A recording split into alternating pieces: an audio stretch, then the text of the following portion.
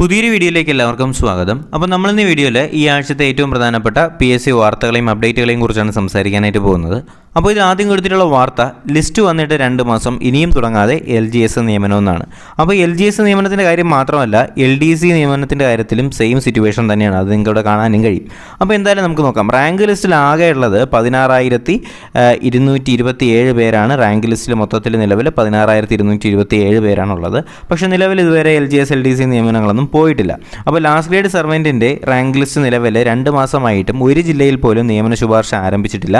ഈ തസ്തികയുടെ 1355 ഒഴിവ് വിവിധ ജില്ലകളിൽ റിപ്പോർട്ട് ചെയ്തിട്ടുണ്ട്. അപ്പോൾ ഇതിലേക്കുള്ള റാങ്ക് ലിസ്റ്റ് കാലാവധി നീട്ടലുമായിട്ട് ബന്ധപ്പെട്ട് സുപ്രീം കോടതിയിലേക്കുള്ള കേസിൻ്റെ അടിസ്ഥാനത്തിൽ മാറ്റിവെച്ചത് ഒഴികെയുള്ളവയിൽ നിയമന ശുപാർശകൾ നടത്താനായിട്ട് തടസ്സമില്ല എന്ന് പറയുന്നുണ്ട്.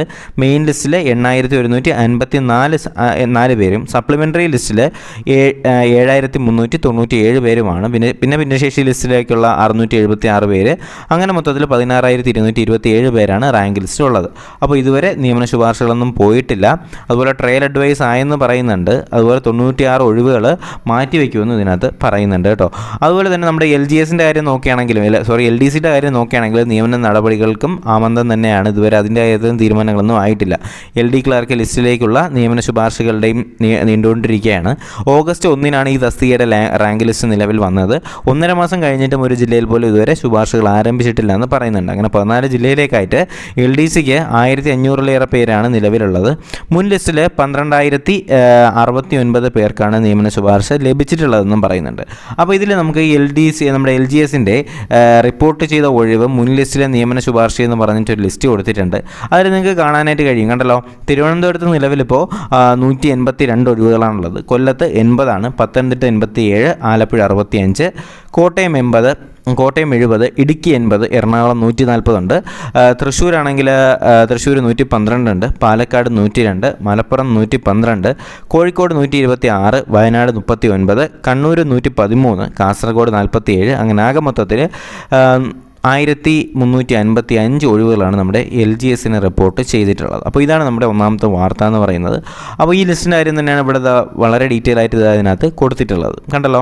ഓക്കെ, രണ്ടാമത്തേന്ന് പറയുന്നത് പുതിയ 34 തസ്തികയിലേക്ക് PSC വിജ്ഞാപനങ്ങൾ ഉടനെ തന്നെ ഉണ്ടാവും എന്ന് പറയുന്നുണ്ട്. നോൺ വൊക്കേഷണൽ ടീച്ചർ, അതുപോലെ തന്നെ KSEBയിലേക്കുള്ള സബ് എഞ്ചിനീയർ ഉൾപ്പെടെ തസ്തികയിലേക്കാണ് വിളിക്കാൻ പോകുന്നത്.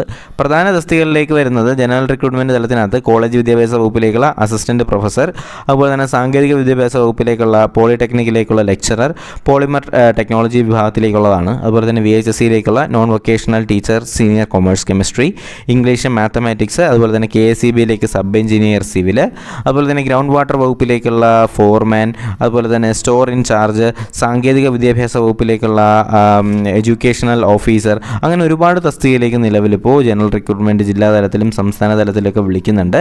ജനറൽ റിക്രൂട്ട്മെൻറ്റ് ജില്ലാതലമാണെങ്കിൽ വിദ്യാഭ്യാസ വകുപ്പിലേക്കുള്ള ഹൈസ്കൂൾ ടീച്ചർ, സോഷ്യൽ സയൻസ്, അതുപോലെ തന്നെ മലയാളം മീഡിയത്തിലേക്കുള്ള നമ്മുടെ തസ്തിക മാറ്റം വഴി ലഭിച്ച full time junior language teacher അറബിക്ക്, അതുപോലെ തന്നെ ഹോമിയോപ്പതി വകുപ്പിലേക്കുള്ള ലബോറട്ടറി അറ്റൻഡർ പോലുള്ള തസ്തികകൾ നിലവിലിപ്പോൾ ജനറൽ റിക്രൂട്ട്മെൻറ്റ് തലത്തിൽ വിളിക്കുന്നുണ്ട് കേട്ടോ. അങ്ങനെ ഏകദേശം 34 തസ്തികകളോളം ഉടനെ തന്നെ അതിൻ്റെ റിക്രൂട്ട്മെൻറ്റ് ഉണ്ടാവുമെന്ന് പറയുന്നുണ്ട്.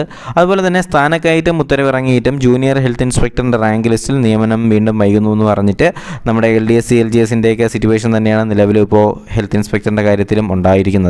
പക്ഷേ അതിലിപ്പോൾ നിലവിലേക്ക് നിയമനങ്ങൾ തുടങ്ങിയിട്ടുണ്ട്. അത് നമ്മുടെ തൊഴിൽ വാർത്തയിൽ അങ്ങനെ ഒരു വാർത്ത വന്നിട്ടുണ്ട്. അതുമായിട്ട് ബന്ധപ്പെടുത്തിയിട്ട് നിയമനങ്ങൾ വീണ്ടും റീസ്റ്റാർട്ട് ചെയ്തിട്ടുണ്ട് എന്നൊക്കെയാണ് പറയുന്നത്. അതുപോലെ തന്നെ നമ്മുടെ സിവിൽ പോലീസ് ഓഫീസറുമായിട്ട് ബന്ധപ്പെടുത്തിയ ഒരു പ്രധാനപ്പെട്ട അറിയിപ്പെന്ന് പറയുന്നത് ഇനി തൊട്ടങ്ങോട്ട് കേസിൽപ്പെട്ടവർ പോലീസിൽ കയറുന്നത് തടയാനായിട്ട് നിയമ ഭേദഗതിക്ക് ശുപാർശ പോയിട്ടുണ്ടെന്നാണ് പറയുന്നത് കേട്ടോ.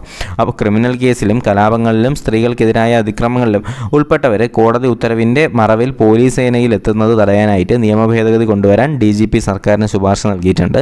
അപ്പോൾ 2011 കേരള പോലീസ് ആക്ട് സെക്ഷൻ 62 ഭേദഗതി ചെയ്യുമെന്നാണ് DGPയുടെ ശുപാർശ.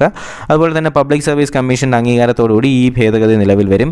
കഴിഞ്ഞ 7 വർഷത്തിനിടെ കോടതി ഉത്തരവുകളുടെ പിൻബലത്തോടെ സേനയിൽ കയറിയവരിൽ 40 പേരെ പിരിച്ചുവിട്ടു.